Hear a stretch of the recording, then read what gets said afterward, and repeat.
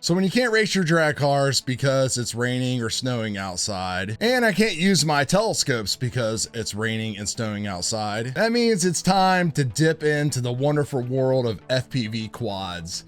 And boy, has it been a great week. What's going on, guys? It's Chad. Welcome back to the Dorky and 40 RC channel. And it has been Betaflight 4.3 tracer update and Fly 533 week around this workshop. We did some work on the tiny trainer. I've been converting over a Switchback HD build to a Switchback Zero build, upgrading some shark bite cameras with the new Runcam Nano HDs. But at the top of the list has been this big boy. This is the Fly 533 Footy.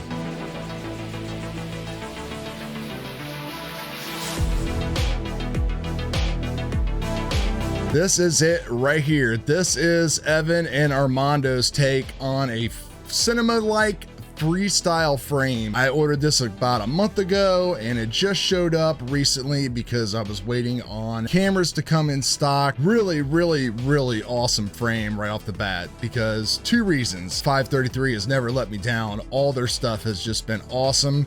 I've been in and out of FPV, but when I buy frames and stuff now, I make sure that I buy and upgrade to quality stuff. And really 533 is kind of where I've been doing most of my buying at lately, mainly because they've been really focused on the Sharkbite DiviMath HD0 system, which is just fantastic and gets better by the day and has a super community. But they just don't leave you hanging on anything. I mean, they offer so many different ways to mount GoPros, action cameras. This actual frame is going to be able to fit DJI Air unit and the big old honkin' 1 watt HD0 VTX that will be coming out hopefully within the next couple months. It is a super clean frame. I have confirmed that, as they have said. Ability of this frame to take a tune and for filter cutting with Betaflight 4.3 has just been super amazing. Kind of reminds me of the old remix by Umagod, which again was a great frame. Never really let me down, so I can definitely see some of the design inspirations there, but of course this is in a newer, better package with way less hardware. So enough rambling, let's take a look at it here on the bench, and I'll kind of just go over my build and some specs, and then we'll just show some flight footage. So the first thing to talk about the Footy here is that it's a Haas. It's a big frame with a GoPro and the small 533 battery that I'm running on it. You're looking at 707 grams, which is very heavy for an agile type of freestyle.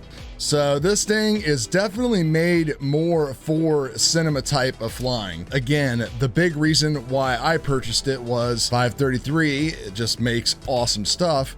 And the other reason is that it has the ability and flexibility to put in so many different components. And as of right now, it's the only frame that I know that is guaranteed to fit the new 1 watt VTX that is coming out by HD0. We know that it is a 40 by 40 big VTX that has 30 by 30 mounting holes, and that will work on the back end of the Footy here. There's plenty of space in there to put it. You've got, areas where it could stick out from the sides a little bit, and considering that this is really just a nice cruising cinematic flyer, you really shouldn't have to worry about damage or breaking anything too bad. So some key features about the Footy are the fact that you got completely adjustable GoPro mounts.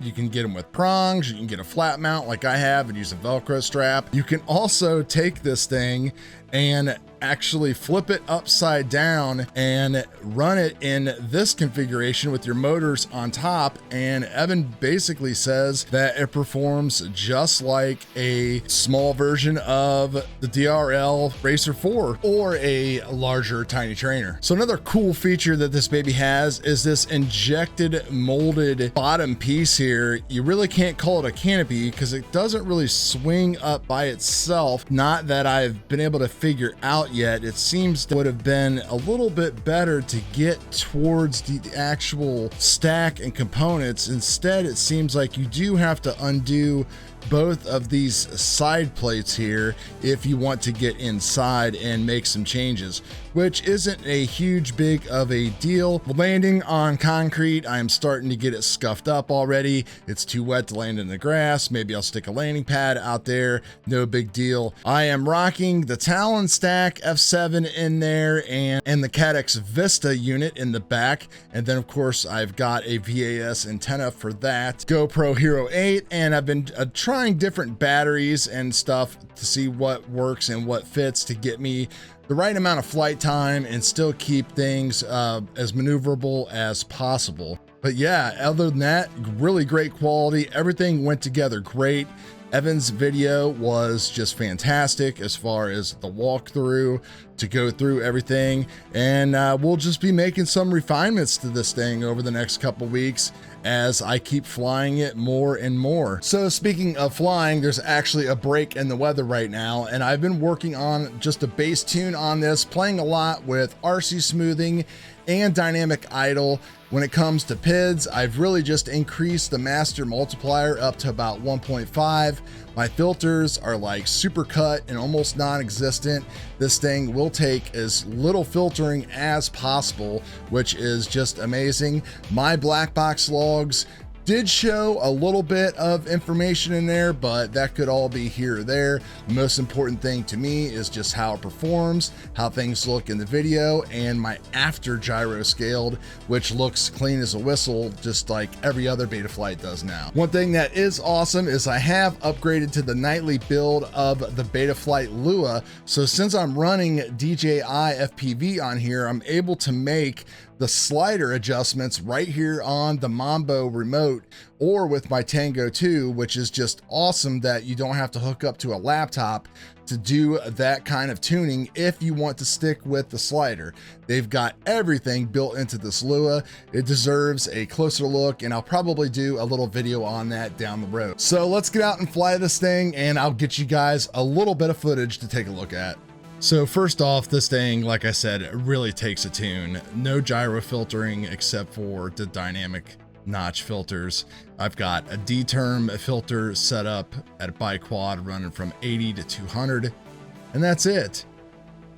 As far as tuning, master multipliers, the only thing I really have done is just raise that to 1.7. I've made no other changes there.